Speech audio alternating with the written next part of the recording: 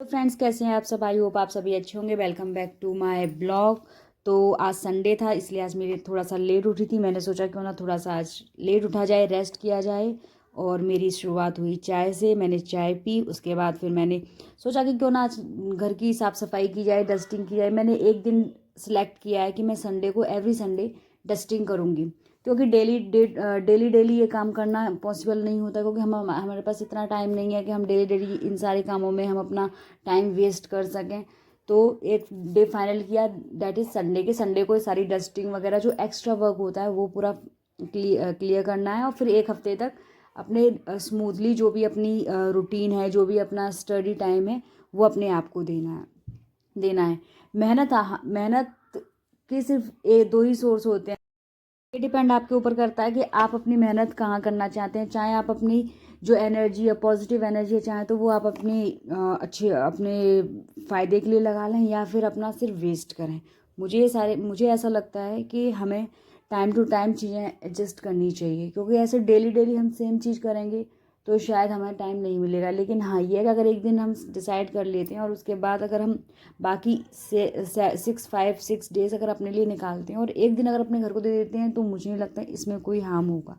तो मैं यही करती हूँ, डेली डेली मैं अपना टाइम वेस्ट नहीं करती हूँ। बाकी मैं अपना सारा टाइम पढ़ाई में लगाती हूँ। उसके बाद मैं फिर आज मैंने सोचा कि क्यों ना जो हम मेरा चैप्टर जो था वो कल छूट गया था, छूटा नहीं था, मतलब कुछ एक टॉपिक किया था हमने, फिर नेक्स्ट हमने जो किया था वो था, क्या कर रहे थे हम लोग, सोशलाइजेशन कर रहे थे।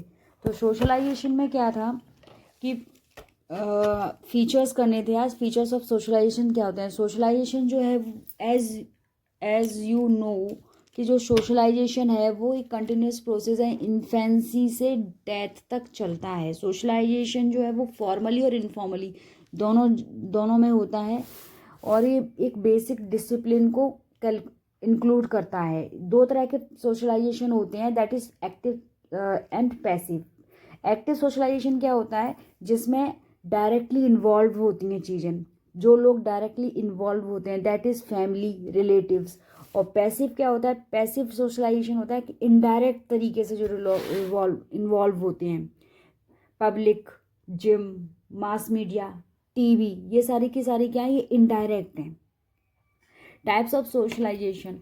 टाइप्स ऑफ सोशलाइजेशन क्या होता है कि दो तरह के होते हैं types of socialisation, primary socialisation, secondary socialisation. Primary में क्या आ जाता है? प्राइमरी में वो चीज़ें आ जाती हैं जो हमारे नज़दीक होती हैं, क्लोज होती हैं।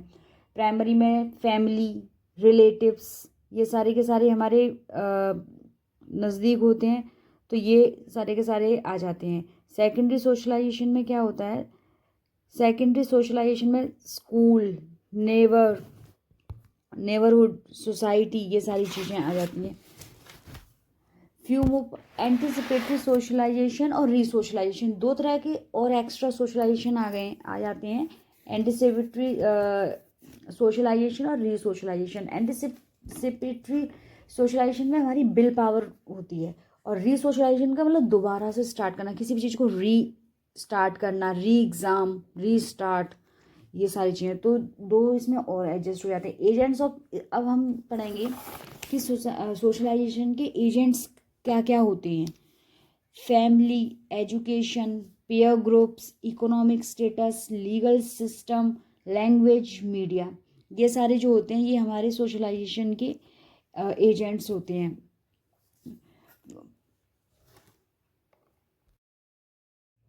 बाकी का आगे का मैं नेक्स्ट टॉपिक हम नेक्स्ट अपने ब्लॉग में करेंगे।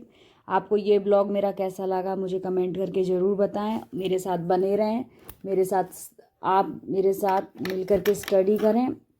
डेली हम एक ना एक टॉपिक कंप्लीट कर ही लें। पढ़ाई को ना प्रेशर की तरह नहीं, पढ़ाई को इंजॉयमेंट करके पढ़ना चाहिए। अगर आप ऐसा करेंगे तो आपकी पढ़ाई भी हो जाएगी, आपका काम भी हो जाएगा, और पता भी नहीं चलेगा। मज़े मज़े में हम लोग ये इतना रिवीजन कर लेते हैं, रिवाइज कर लेते हैं या लर्न कर लेते हैं, और हमें पता भी नहीं चलता। और अगर हम प्रेशर के साथ पढ़ेंगे या प्रेशर लेके पढ़ेंगे कि इतना सारा काम पड़ा है और वो सारा काम भी करना है, पढ़ाई भी अलग से करनी है, प्रेशर लेना है दिमाग में, तो फिर चीज़ें अनबैलेंस्ड हो जाएंगी, डिस्टर्बेंस हो जाएगी।